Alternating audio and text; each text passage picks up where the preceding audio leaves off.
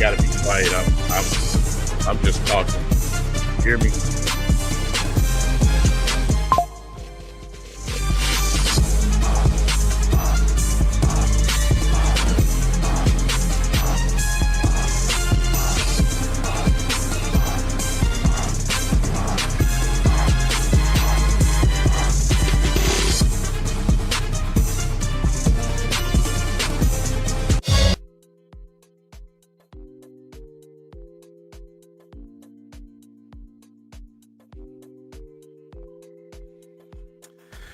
Reading these comments are hilarious, man. Y'all on point today, though.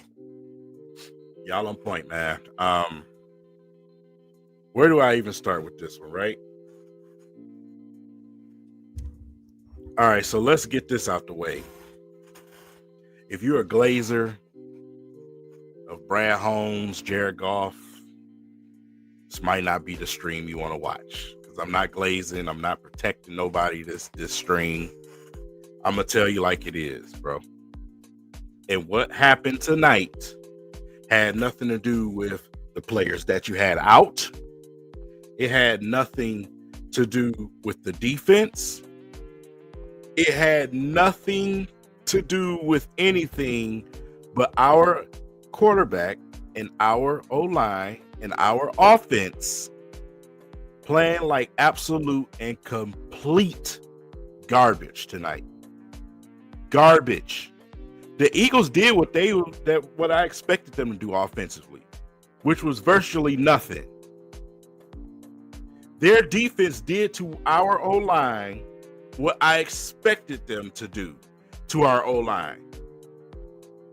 When you out there with rookies and a bunch of replacement players going up against the Eagles, that's how it's going to look.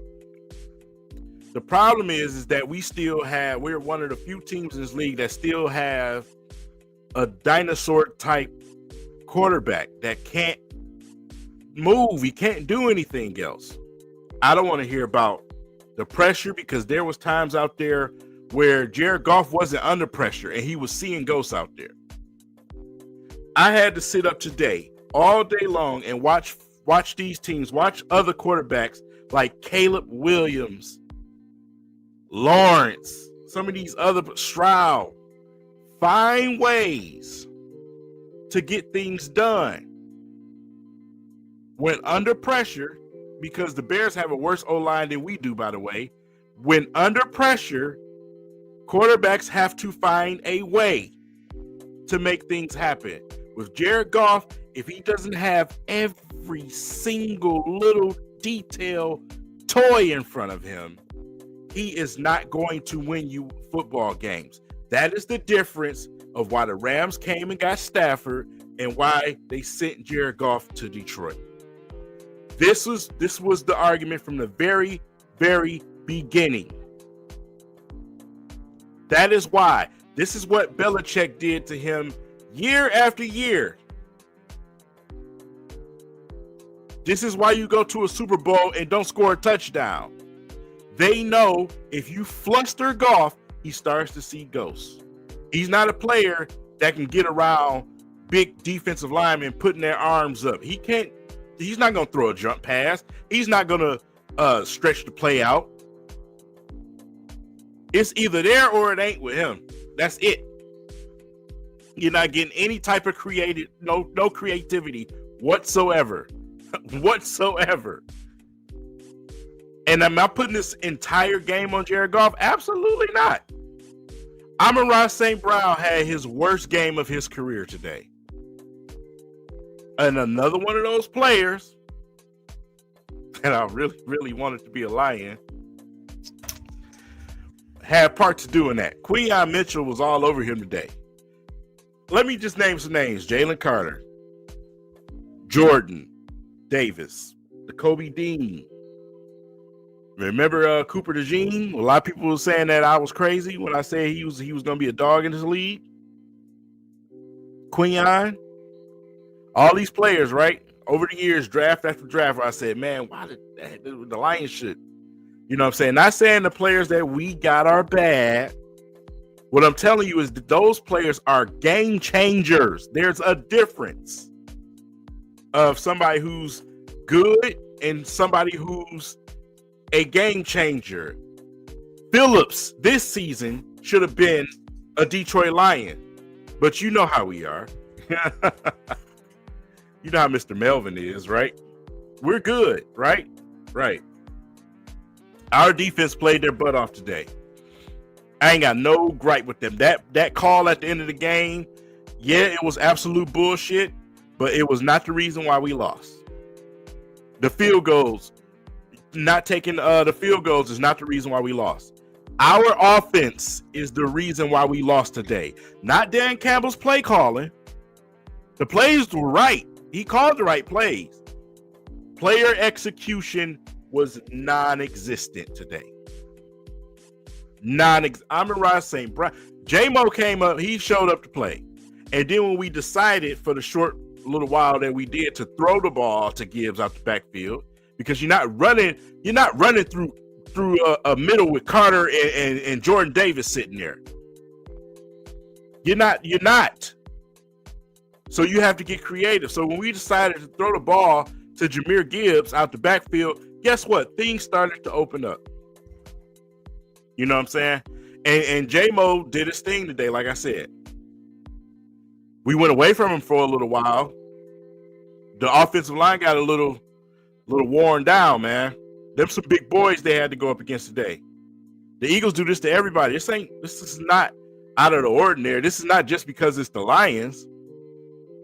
They do this to everybody. This is how they win games. They don't win games on the shoulders of Jalen Hurts. Jalen Hurts is the most mediocre quarterback that you can have. But Howie Roseman understands something.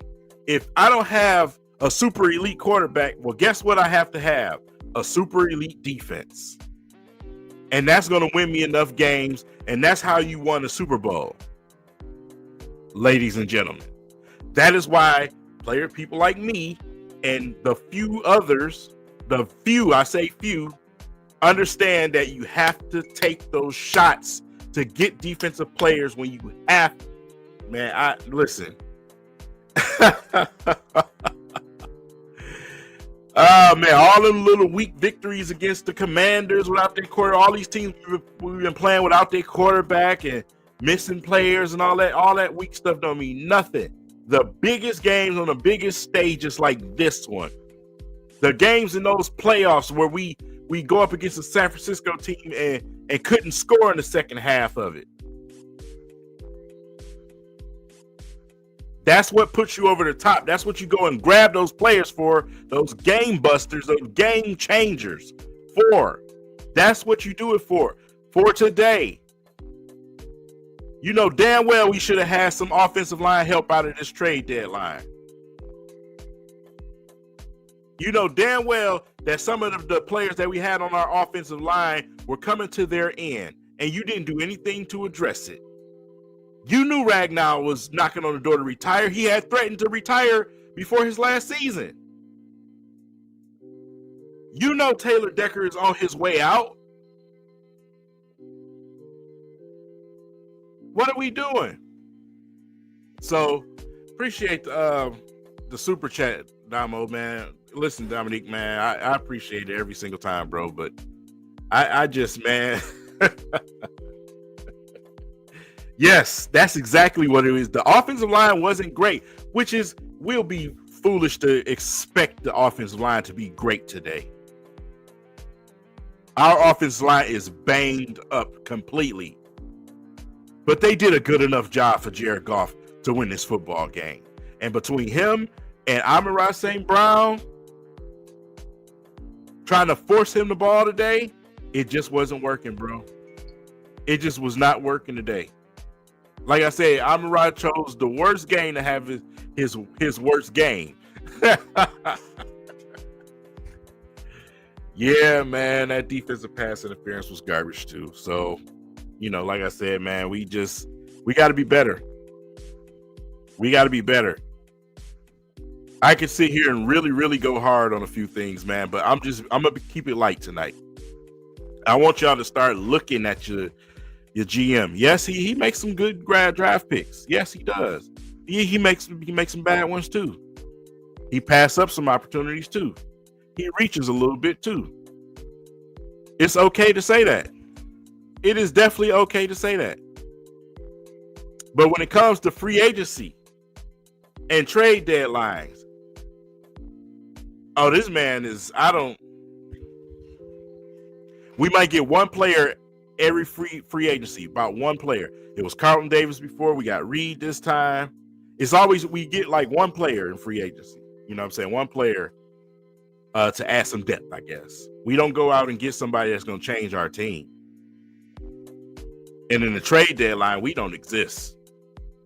It's been 5 years now. We do not exist in the trade deadline. That's not what we do. We don't make trades here in Detroit that changes things.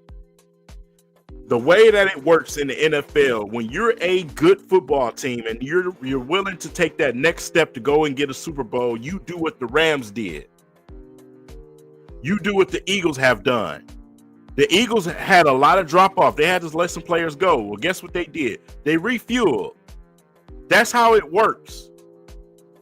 You can't just pay every single guy that you draft. Listen, speaking of trades, we haven't even traded any of the guys that we've acquired. When have we haven't traded any of the guys that we've acquired? We got our core up on the contract. But even the little guys, we haven't traded anybody. That is overconfidence to me.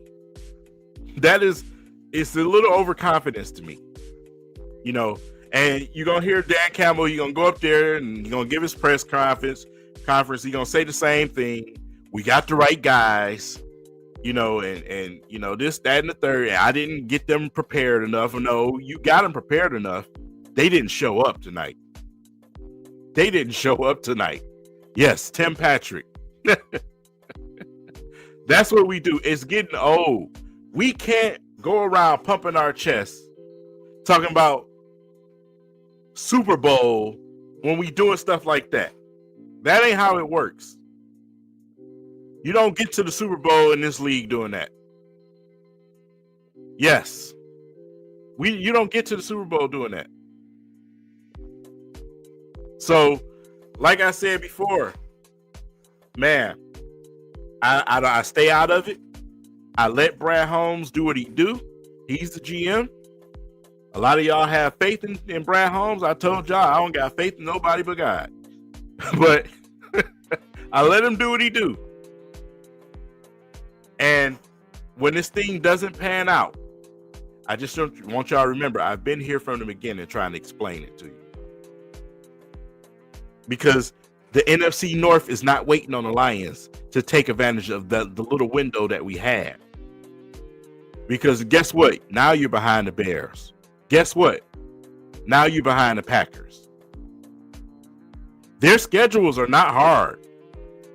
You have the hardest schedule out of them. You have the most banged up players out of them. You have to take advantage of the small window in the NFL when it is open. Being good for a long time is not what I'm looking for. I'm looking for a ring. I want a Super Bowl. I want a Super Bowl victory. Being good for 10 years is not what I'm looking for, bro. I just want that experience of winning a Super Bowl. And then I'll take the drop off after that if I have to. Everybody has to do it. But if you do it right, the drop off is not that bad. Kansas City, the Patriots, year after year. If you know what you're doing. But this is why you see teams like the Patriots and like Kansas City not trying to commit to every single player that they drafted. People would question the Patriots at times, the way they would let players go. But guess what the Patriots do? They would go and re-up with a cheaper player or some veterans that's ready to win. And guess what? They're right back in the mix. That's how it's done. That's what you've seen the Eagles do. That's what you've seen Kansas City do. That is how it's done.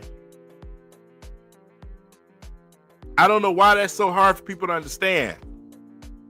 And if you're a casual, fine, I get it. You know what I'm saying? That makes sense. But if you watch football, if you're a real football fan, that should be obvious to you. That should be very obvious to you. This ain't hard, man. This is not hard. I should never hear anything about people want to come here and you ain't even picking up the phone. You want to sign, it's our guys and we got to have our guys and all this personality shit. Listen, bro. Listen. You got to go out and get playmakers, man. This league is about playmakers. It's not about how star-spangled awesome your guys are. This league is about making plays, game changers. That's what this league is about. So if you're happy with just going to the playoffs, good for you. But I'm not. I'm not. If I want to root for perennial playoff teams, I would root for somebody else. I want my Detroit Lions to win a Super Bowl. Like I said before.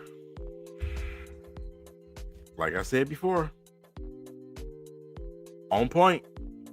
You on point, Dominique. You on point. And we've been, you know, we've been so historically bad at drafting and so historically bad at roster building here in this city. When somebody makes a couple of good moves in the draft, you know, we get some good players in the draft. Now, everybody wants to treat you like God. But not understanding that literally every perennial playoff team, every good team in this league makes good draft picks. That is the norm. It's not special, Lions fans. I don't understand why Lions fans think that's so special. That's not special. That's the norm. That is the norm. Good franchises make good decisions. Nothing special about that. So, again, man, I tell you what, on the defensive side of the ball, I will say this. Having to compensate and put Lim McNeil on the edge is crazy. That's telling you the state of your edge rushing. And besides the few plays where Aiden Hutchinson got back there and made some problems, I don't know how Jalen Hurts could not find ways to get the football down the field. I honestly don't. They are tragic offensively. We just lost. Listen to me. As Lions fans, you should be embarrassed. You should be totally embarrassed about the performance that your offense has given you. We just lost to another tragic quarterback. Jalen Hurts is not a good quarterback at all. We lost to McCarthy, who was, oh my God, have y'all seen that game today? And we lost to Jalen Hurts. Like, bro, come on. What are we doing here? And you would think with me saying that our defense is the reason why. No. No, they're not. It's the fact that we just can't put up points. Yeah, we'll go out and put a 30 burger on the team that ain't got their quarterback. 30-40 burger.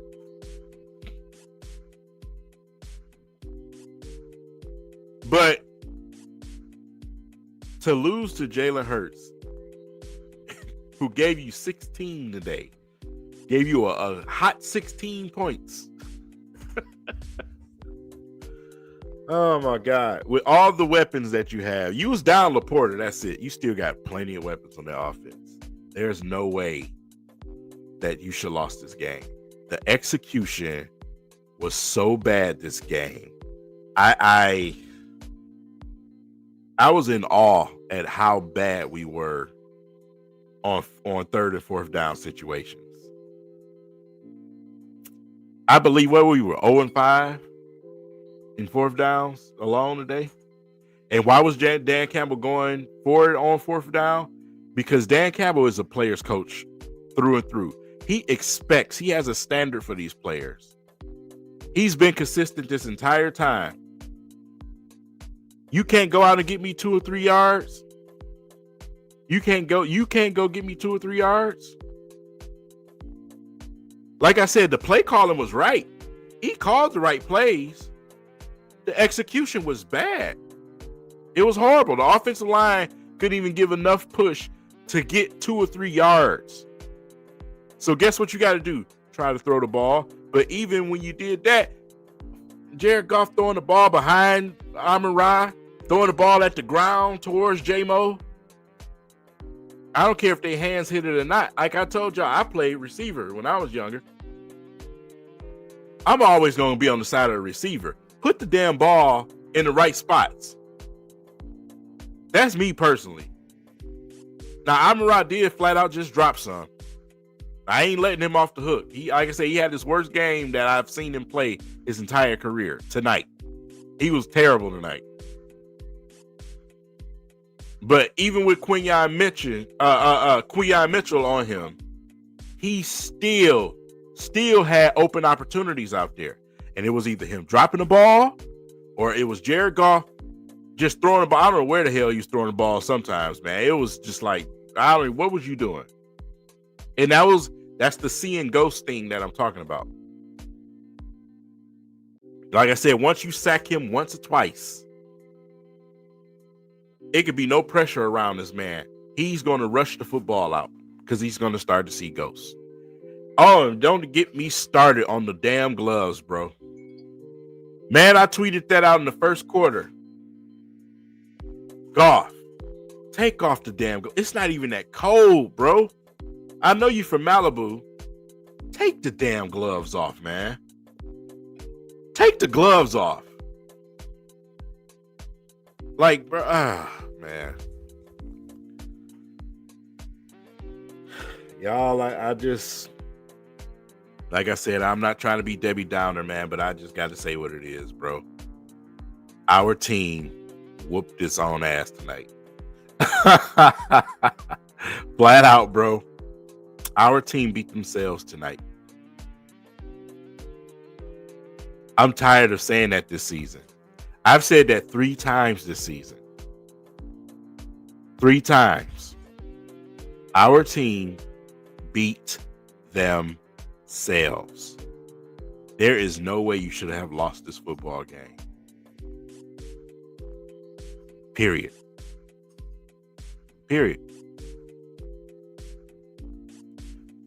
So with that said, it's going to be an interesting week. You know, you're going to hear a lot of bull crap, a lot of excuses. You're going to hear a lot of overreaction. But just remember, this game, if you got to schedule somewhere around, put an asterisk by this game. Remember this game. Remember that Vikings game too. Because like I said, our division ain't getting no easier. That division race is now we're back a step. And like I said, these teams, they not waiting on the Lions, man. We're going to have to compete with these guys every single year. And guess what? The Bears, they find ways to win football games. Even though they're still terrible to me, they find ways to win football games. The Packers, too. Packers are super fraudulent. But guess what? The Packers, as usual, always got an easy-ass schedule. And there's nothing that you can do about it. So, good luck winning the division. Good luck winning the division if you're the Detroit Lions, because the NFC North is still one of the toughest divisions in the entire NFL. So, I mean, yeah. Yep. You're absolutely right, man. You're absolutely right. You at the end of the day, players got to execute, man. If you don't execute, this is the position you put yourself in. You got to want it, man. You have to go out there and you got to want it. So, I don't know, man. Y'all let me know. Y'all let me know. Am I tripping? Am I being a grumpy old man? Because I don't know. But that's all I got for y'all. You know what I'm saying? We'll talk again tomorrow for Victory Monday. Sorry. We lost. So for Miserable Monday, we'll revisit this topic, man. But in the meantime, y'all try to get some sleep, man, because I know y'all got a nasty taste in y'all mouth. Try to get yourself some sleep, man, because this is crazy. This is crazy. I got to sit here and deal with this media all week. God. On to the next one. On to the next one, man. I'll catch y'all in the next one.